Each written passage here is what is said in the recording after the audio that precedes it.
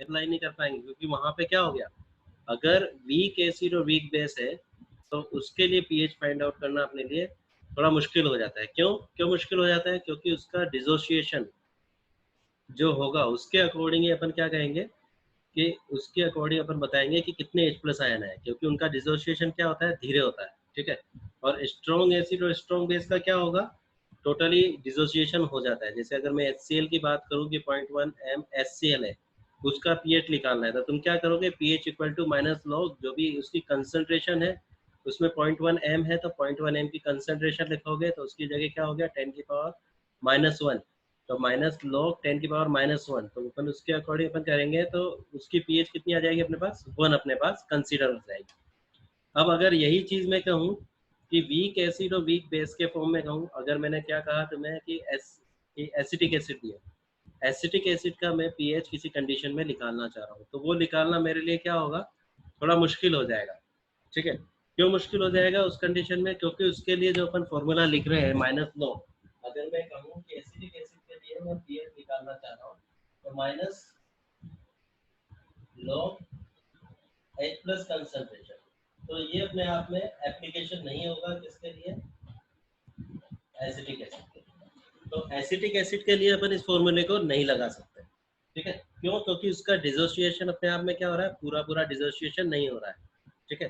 तो इस केस को सोल्व करने के लिए अपन यहाँ पे हेंडरसन हेसलबैक इक्वेशन को यूज में लेते हैं। ठीक है। तो हेंडरसन हेसलबैक जो अपने पास इक्वेशन है, उसमें अपन क्या कह रहे हैं कि जब भी अपने पास में अगर अपन हेंडरसन हेसलबैक इक्वेशन लगा रहे हैं, तो यहाँ पे अपने पास क्या हो रहा है कि दो तरह के इलेक्ट्रोलाइट्स अपन को मिलेंगे। एक तो अपने पास क्या होगा, जो भी इलेक्ट्रोलाइट्स मिलेंगे,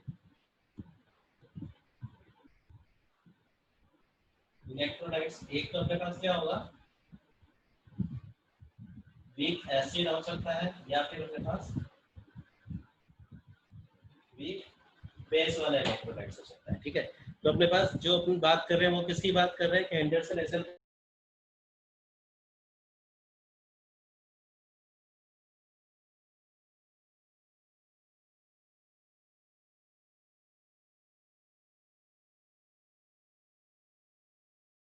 ये पूरा पूरा अपने आप में क्या होता है, डिसोसिएशन जो उनका नहीं हो रहा है वीक एसिड और वीक बेस का, तो उसको पता लगाने के लिए अपन हेंडरसन हेसलबैक इक्वेशन ले रहे हैं। तो यहाँ पे दो तरीके से अपन को इलेक्ट्रोलाइट्स मिलेंगे, एक तो वीक एसिड से और एक वीक बेस से, जिनका अपने आप में डिसोसिएशन पूरा पूरा नहीं हो पा रहा है। तो इस केस में जो अपन बनाना चाहेंगे इलेक्ट्रोलाइट्स, वीक इलेक्ट्रोलाइट्स के लिए अगर अपन कर रहे हैं, तो वीक इलेक्ट्रोलाइट्स के लिए अपन क्या देखेंगे, एक तो उसका डिसोसिएशन, उसका डिसोसिएशन पूरा पूरा नहीं हो रहा होगा। तो पूरा डिसोसिएशन नहीं हो रहा है तो यहाँ पे हमको एक रिलेशन मेंटेन करना पड़ेगा पीएच के अंदर, एक पीके वैल्यू के अंदर और एक उसकी जो कंसंट्रेशन है, तो इनके अंदर अपन रिलेशन मेंटेन करके अपन क्या करेंगे, पीएच को फाइंड आउट करेंगे। ठीक है। तो ये रिलेशन अपन मेंटेन करते हैं, तो इसके लिए अपन यूज करते हैं हेंडरसन हेसलबैक इक्वेशन। तो हेंडरसन हेसलबैक इक्वेशन के अकॉर्डिंग अगर अपने पास में अगर कोई वीक एसिड की अगर अपन बात कर रहे हैं, मान लो मैंने कोई वीक एसिड लिया, कोई भी अगर मैंने वीक एसिड ले लिया, मान लो HCl या HA, अपने पास HCl तो स्ट्रॉन्ग हो गया, HA करके मैंने कोई एसिड ले लिया। ठीक है। ये अपने आप में वीक है, तो वीक है तो इसके अंदर अपन इक्वेशन लिखेंगे, तो इसकी इक्वेशन अपन कैसे लिखेंगे, जब इसका डिसोसिएशन होगा तो H प्लस और A माइनस इस फॉर्म में लिखेंगे। अगर मैं कहता कि ये HCl होता तो HCl के केस में मैं इसकी इक्वेशन कैसे लिखता, सिर्फ वन डायरेक्शन में H प्लस और Cl माइनस। यहाँ मैंने तीर का निशान वापस पीछे नहीं लगाया, क्योंकि 100% टोटली क्या हो गया, आयनाइज फॉर्म में आ चुका है। यहाँ पे अपने पास क्या हो रहा है कि यहाँ अपन क्या कह रहे हैं कि जो ये वीक है, तो वीक अपने आप में डिसोसिएट होकर वापस भी आ सकता है। इसका मतलब इसके अंदर दो तरह की अपने पास रिएक्शन हो रही है, एक तो अपने पास फॉरवर्ड रिएक्शन हो रही है, ठीक है, जिसको अपन RF बोलते थे, और एक अपने पास हो गया RB। ठीक है। एक तो अपने पास फॉरवर्ड रिएक्शन हो रही है और एक इसके अंदर अपने आप में क्या हो रहा है, अपने आप में रिवर्स रिएक्शन हो रही है। तो अगर अगर फिर भी अगर अपन आयनाइजेशन के फॉर्म में अगर अपन देखते हैं, तो एसिड और बेस अगर अपने पास दिख रहा है, तो यहाँ पे कंसंट्रेशन क्या होगी, अपने पास जो आयनाइज फॉर्म है उसकी कंसंट्रेशन ज्यादा होगी। तो इसको अपन ऐसे समझ सकते हैं कि अगर मान लो यहाँ पे अगर मैं इसको एसिडिक एसिड मान रहा हूँ, तो एसिटिक एसिड के फॉर्म में भी मैं कहूँगा तो एसिटिक एसिड में ऐसे लिखूंगा, जिसका मैं आयनाइजेशन करूंगा तो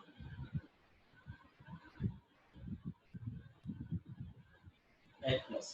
इस फॉर्म में मैं लिख सकता हूँ एसिटिक एसिड को। अब अगर मान लो मैं कह रहा हूँ कि ये वीक एसिड है, तो इस केस में ये वीक एसिड भी कब कहलाएगा, जब वो H+ आयन दे रहा होगा। तो H+ आयन दे रहा होगा तो उस कंडीशन का मतलब ये जो आयन है, ये जो आयन है यहाँ पे अगर मैं कह रहा हूँ तो ये जो आयन आ रहा है उसकी कंसंट्रेशन क्या होगी, H की कंसंट्रेशन से ज्यादा होगी, तभी मैं एसिड कह सकता हूँ, क्योंकि ये आयनाइज हो रहा है तभी H+ आ रहा है इसके साथ। तो ये अगर ज्यादा है तो फिर भी मैं इसको क्या कह सकता हूँ कि ये वीक एसिड है। ठीक है, तो इसी तरीके से अगर मैं इसकी बात कर रहा हूँ तो एसिडेट आयन है, और एसिडेट आयन की कंसंट्रेशन किससे ज्यादा होगी, तो ये कंडीशन अपने पास होगी सही अगर वीक एसिड के फॉर्म में अगर मैं इसको बात कर रहा हूँ। तो यहाँ पे अगर अपन बात करें तो इसकी जो पीएच है अपन उसको निकाल सकते हैं, आयर कैसी है, तो इसके अकॉर्डिंग अपन क्या कहेंगे, अगर इसी को मैं अगर पीके के फॉर्म में निकालना चाहूँ तो ये तो अपने पास क्या हो गया कि क्या क्या हो रहा होगा कि वीक है तो उसके अंदर फॉरवर्ड रिएक्शन भी हो रही है और बैकवर्ड रिएक्शन भी हो रही है।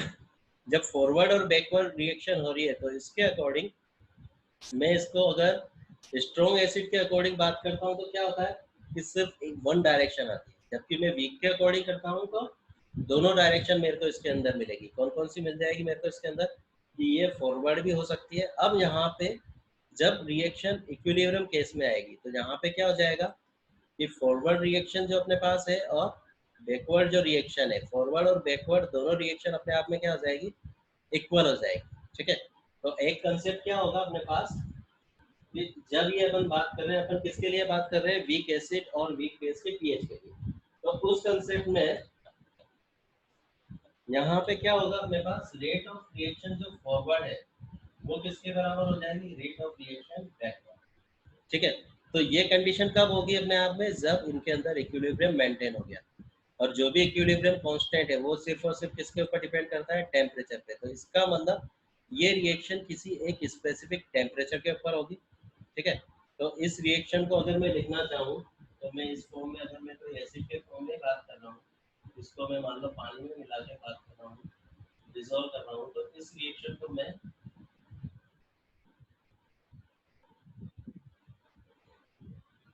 इस फॉर्म में लिख सकता हूँ। अब अगर मैं इसको अगर सिर्फ लिखूं कि सिर्फ मैं फॉरवर्ड रिएक्शन लिखना चाह रहा हूँ, तो फॉरवर्ड रिएक्शन अपने आप में क्या हो गया, आर एफ, जो मैंने स्मॉल से बताया, तो चलो इसको कैपिटल से कर देते हैं क्योंकि बुक के अकॉर्डिंग तो कंफ्यूज हो जाओगे। तो आर एफ के फॉर्म में अगर मैं कह रहा हूँ तो आर एफ के फॉर्म में अगर अपन इसको लिखते हैं तो क्या लिखेंगे, जो फॉरवर्ड रिएक्शन है वो किसके ऊपर डिपेंड कर रही है, जो भी रिएजेंट है उसकी कंसंट्रेशन के ऊपर। तो रिएजेंट अपने पास क्या हो गया, कंसंट्रेशन किसके ऊपर डिपेंड कर रही है, तो उसकी कंसंट्रेशन में एच ए अपने पास है, दूसरा अपने पास क्या है कंसंट्रेशन, H2 अपने पास है। और जब भी अपन प्रोपोर्शनल का साइन लगाते हैं तो एक कांस्टेंट अपने पास आ जाता है, तो ये अपने पास एक जो फॉरवर्ड रिएक्शन है उसका एक अपने आप में कांस्टेंट आ जाएगा। ठीक है, सेकंड केस अगर मैं इसी की बात करता हूँ तो इसी केस के अंदर मैं क्या कह रहा हूँ कि अब मैं बैकवर्ड रिएक्शन के अकॉर्डिंग बात कर रहा हूँ, तो यहाँ तो अपने पास क्या हो गया, आर एफ के अकॉर्डिंग मैं लिखूंगा तो क्या होगा, ये रिएजेंट हो जाएंगे। अगर मैं आर बी के फॉर्म में लिखूँ तो आर बी के फॉर्म में रिएजेंट क्या हो गया, ये रिएक्शन ये हो गया। तो इस फॉर्म में अगर मैं इसको लिखना चाहूँ तो आर आर बी के फॉर्म में अगर मैं रिएक्शन लिखूंगा तो के बी, और क्या हो गया अपने पास H3O प्लस कंसंट्रेशन और E माइनस। ठीक है, तो इस तरीके से मैं क्या लिख सकता हूँ कि फॉरवर्ड रिएक्शन क्या है और अपने पास बैकवर्ड रिएक्शन क्या है। जब भी अपन फार्मेसी में पढ़ेंगे तो हेंडरसन एसल बेस रिएक्शन पढ़ना बहुत जरूरी है, क्योंकि जितने भी अपने पास प्लांट प्रोडक्ट हैं वो अपने आप में किस फॉर्म में मिलते हैं, वीक बेस फॉर्म में मिलते हैं। तो उस फॉर्म में उनकी बेसिसिटी और एसिडिटी निकालने के लिए अपन को इनकी जो जरूरत पड़ती है हेसलबैक इक्वेशन। ठीक है, तो इसलिए अपना आज का जो प्रैक्टिकल है वो भी अपने पास क्या है, to study the Hasselbalch reaction equation. ठीक है, तो यहाँ पे अब मैं इस तरीके से अगर इसको बराबर हूँ तो इसको मैं कैसे लिख सकता हूँ, इस रिएक्शन को मैं अगर यहाँ से हटाऊँ तो इसकी जगह क्या लिख सकता हूँ, के एफ एच ए इधर ही मैं क्या कर सकता हूँ, H2 equal to KB H3O plus, और इसी को मैं कर सकता हूँ Mi। ऐसा लिख सकता हूँ मैं, क्योंकि मैंने इनकी जगह अगर इनकी वैल्यू पुट कर दूँ तो ये लिख सकता हूँ। अब इस इक्वेशन के अकॉर्डिंग अगर मैं यहाँ पे इन दोनों को एक इक्वेशन के फॉर्म में लिखना चाहूँ, जैसे अपन कह रहे हैं कि फॉरवर्ड रिएक्शन के फॉर्म में अपन लिखना चाहें, तो इसको भी एक ये कांस्टेंट वैल्यू होगी अपने आप में, तो एक कांस्टेंट का कांस्टेंट रेशो निकालेंगे तो वो भी एक अपने आप में एक कांस्टेंट ही होगा। तो अगर मैं इसको फॉरवर्ड रिएक्शन के फेज में लिखता हूँ तो मैंने क्या कर दिया, KF डिवाइड बाय KB। तो इस फॉर्म के अकॉर्डिंग मैं लिखना चाहूँ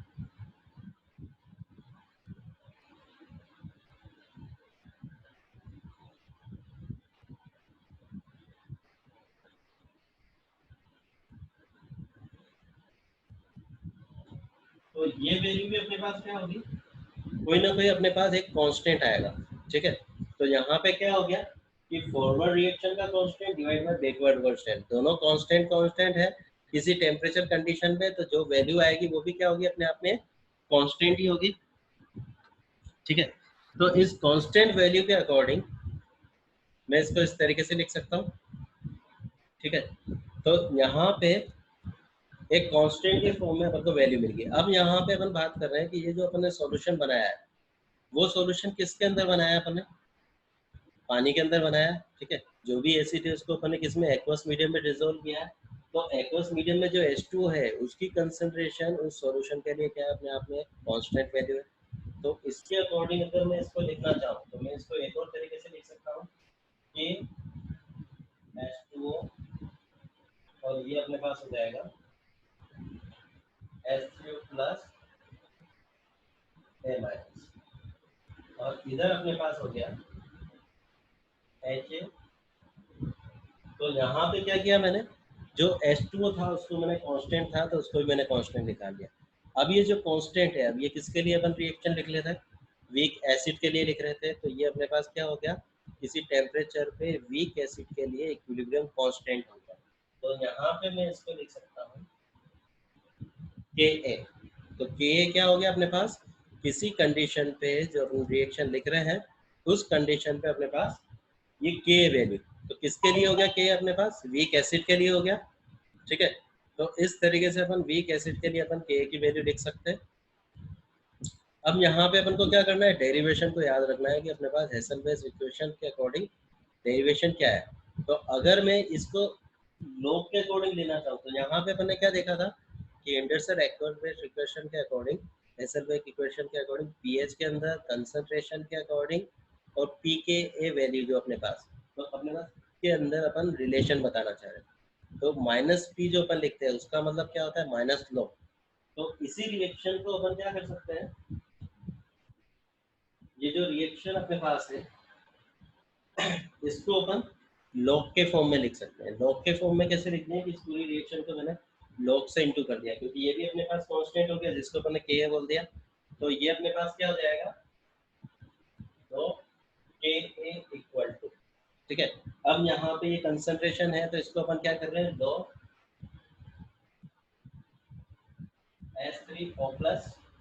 ठीक है, और दूसरा इसके अंदर ये दोनों रेशियो है तो ये इसको अपन क्या लिख सकते हैं, plus log concentration A minus divide by H। ठीक है, तो इस तरीके से मैं इस कंसंट्रेशन को लिख सकता हूँ। अब यहाँ पे रिलेशन अपन को किस में बनाना है कि पीएच के और इसके अंदर अपन को रिएक्शन बनाना है पीके के बीच में। ठीक है, तो पीके और इसके बीच में जब अपन रिलेशन बनाएंगे तो इस कंडीशन में अपन क्या करेंगे कि इसको अगर अपन ने माइनस से इंटू कर दिया पूरी रिएक्शन को, तो क्या हो गया, माइनस लो के माइनस लो H3O प्लस, इधर अपने पास ये जो अपने पास है minus low A minus divide by. ठीक है, तो इस तरीके से अगर मैं इसको लिख रहा हूँ तो ये अपने आप में इस फॉर्म में अपने पास में रिएक्शन चेंज हो जाएगी। तो अपने पास क्या हो गया, जब अपन ने लॉग से इंटू किया तो ये कंसंट्रेशन अपने पास है। अब अपन ने माइनस में अपन ने इसको कर दिया तो ये वैल्यू होगी।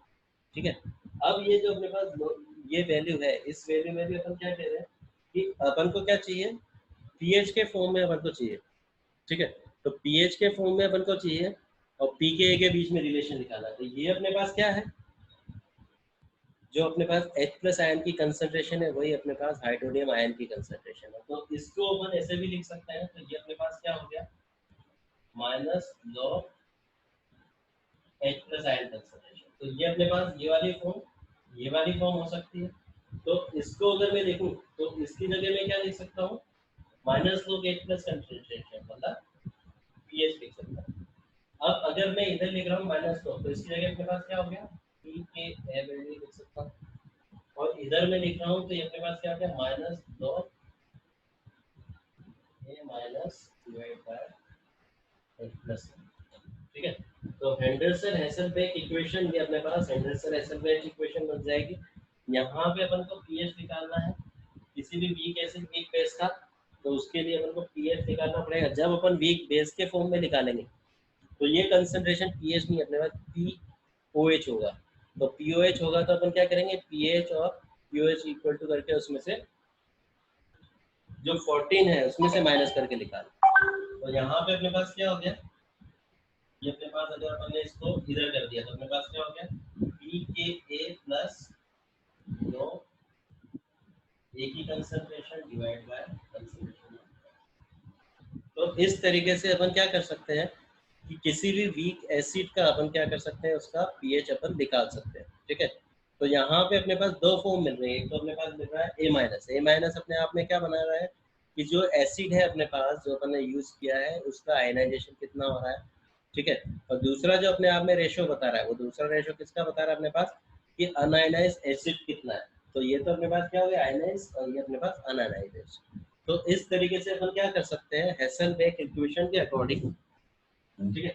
तो अपन क्या कर रहे हैं कि जो भी अपने पास वीक एसिड और वीक बेस है उसका अपन क्या कर सकते हैं, आयनाइजेशन जो के अकॉर्डिंग अपन उसका पीएच निकाल सकते हैं। ठीक है। तो यहाँ पे अपन किसी भी वीक एसिड और वीक बेस का अपन पीएच निकालेंगे। जब भी अपन निकालेंगे तो वहाँ पीएच मीटर काम में नहीं आएगा, अपने पास क्या काम आएगा, हेसलबेक अपने पास हेंडरसन हेसलबेक इक्वेशन अपन काम में लेंगे। ठीक है। तो इस तरीके से अपन हेंडरसन हेसलबेक इक्वेशन की हेल्प से किसी भी एसिड और बेस का जो कि वीक है उसका अपन पीएच फाइंड आउट कर सकते हैं। यहाँ पे अपन ने क्या देखा कि हेंडरसन हेसलबेक इक्वेशन क्या होती है। ठीक है।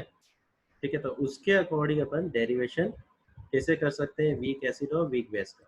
वीक एसिड और वीक बेस का अपन क्या कर सकते हैं, पीएच उसकी फाइंड आउट कर सकते हैं। ठीक है। स्ट्रॉन्ग के लिए तो अपने पास माइनस लॉ H+ कंसंट्रेशन वाला फॉर्मूला चल जाता है, मगर वीक एसिड और वीक बेस के लिए नहीं चलता है। जब भी अपन फार्मा इंडस्ट्री में वर्क करेंगे तो मैक्सिमम ड्रग अपने पास वीक एसिड और वीक बेस के फॉर्म में होगी। तो उस कंडीशन में अपन को इसी इक्वेशन की सबसे ज़्यादा जरूरत पड़ेगी।